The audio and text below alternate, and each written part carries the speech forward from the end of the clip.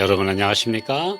성경이 말한다 우리 방송을 청취하시는 성도 여러분, 오늘도 우리 함께 요한계시록 12장 8번째 강의로 광야로 도망한 교회라는 주제로 말씀을 나누겠습니다.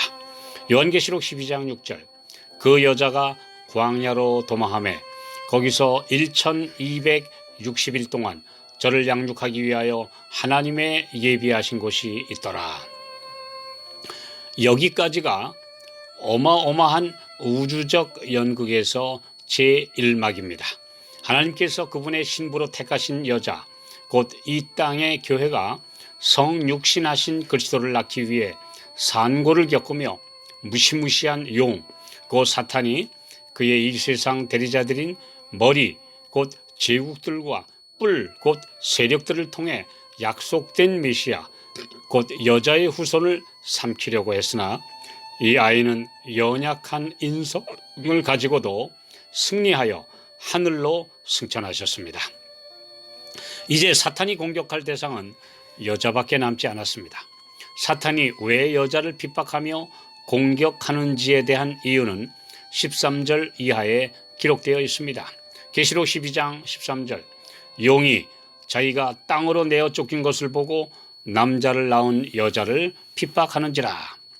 구약의 교회를 멸절시키려고 했던 마귀는 여자의 후손을 낳지 못하게 하기 위해서였고, 신약의 교회를 핍박한 이유는 이 여인이 낳을 그 여자의 남은 자손을 태어나지 못하게 하려는 목적이었습니다. 예수님은 십자가의 희생을 눈앞에 둔 시점에서 계시록 17장에 기록된 마지막 기도에서도 그분 자신을 위해서보다 그분이 남겨두고 가시는 이 땅의 교회를 위해서 더 간절히 탄원하셨습니다. 요한복음 17장 11절, 나는 세상에 더 있지 아니하오나 저희는 세상에 있사옵고 나는 아버지께로 가옵나니 거룩하신 아버지여 내게 주신 아버지의 이름으로 저희를 보존하사 우리와 같이 저희도 하나가 되게 하옵소서. 12제자들로 시작된 이 땅의 교회는 연약하기 그지없었고 바람 앞의 촛불처럼 위태하기만 했습니다. 그들은 온 세상 땅끝까지 천국 복음을 전할 사명을 받았으나 하늘의 전폭적인 능력의 도움이 아니면 이를 감당할 수 없었습니다. 용은 그의 마술을 모든 곳에 뻗쳐두고 있어 조금만 방심하면 사도들과 그들을 따르는 성도들은 먹잇감으로 잡힐 수밖에 없었습니다.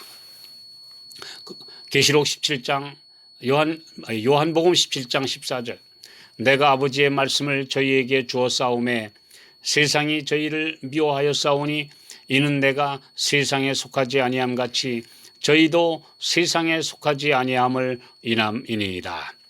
사탄은 이 세상을 지배하는 흑암의 왕으로 욥기 1장 7절, 땅에 두루 돌아 여기저기 다니며 삼킬 자를 찾고 있기 때문입니다. 특히 자신의 포로가 아닌 성도들은 박멸의 대상입니다. 사탄의 주권을 인정하지 않고 하늘 왕께 충성하는 천국 시민들이야말로 용에게는 눈의 가시 같은 존재들입니다. 구약의 욥이 그러했고 마지막 남은 자손들이 바로 그런 사람들입니다. 요한복음 17장 24절, 아버지여 내게 주신 자도 나 있는 곳에 나와 함께 있어 아버지께서 창세 전부터 나를 사랑하심으로 내게 주신 나의 영광을 저희로 보게 하시기를 원하옵나이다. 예수님의 간절한 기도는 이 세상에서 그분의 피로 사서 구속해낸 성도들을 어서속히 하늘로 데려가고 싶어 하시는 것입니다. 신자들이 그 하늘의 엄청난 영광을 바라보고 그분을 사모하며 그분과 함께 살고 싶어 그 나라에 가기를 갈망하기 원하십니다. 그러나 그 전에 하나님의 크신 뜻이 성취되어야 합니다. 성도들이 죄에서 해방되어 온 우주의 영원한 스타가 되도록 갈고 다듬어져야 합니다. 새 예루살렘 성이 완공되기 위해서는 이런 품성의 보석들이 준비되어야 합니다. 하늘에서 내어 쫓긴 사탄의 무리들의 빈 자리를 이 진귀한 영웅들로 다시 채워야 하기 때문입니다. 이 여자, 곧 신약의 교회는 용의 핍박을 피해서 생존해야 하는 지상 과제를 가지고 훈련과 연단의 장소인 광야로 가야 했습니다. 그리고 생존을 위한 서바이벌 게임에 돌입했습니다. 그들은 극심한 극기 훈련을 견뎌내야 했습니다. 이렇게 해야만 용에게 먹히지 않고 살아남을 수 있기 때문에 온갖 어려움을 참아야 했습니다. 그래서 중세 하나님의 백성들은 참으로 어려운 곳에서 알프스 산중에서 토굴에서 순교당하면서 그들의 믿음을 지켰던 것입니다. 그러나 과연 그들 스스로 살아남을 수 있었을까요? 그들이 악전고투하며 살아남는 동안 하나님은 지켜보고 계시기만 했을까요? 아닙니다. 그분은 그들이 멸절되지 않도록 세심하게 지키고 계셨습니다. 계시록 12장 14절, 그 여자가 큰 독수리의 두 날개를 받아 광야 자기 곳으로 날아가 거기서 그 뱀의 낯을 피하여 한 때와 두 때와 반 때를 양육받으매, 하나님께서는 그들에게 강한 날개를 주셔서 피하게 하셨고 그들을 양육하셨다고 기록되어 있습니다. 그들이 광야 곧 알프스 산중에 피신한 동안 지키고 보호하셨음을 이렇게 표현하고 있습니다. 출애굽기 19장 4절, 나의 애굽 사람에게 어떻게 행하였음과 내가 어떻게 독수리 날개로 너희를 업어 내게로 인도하였음을 너희가 보았느니라.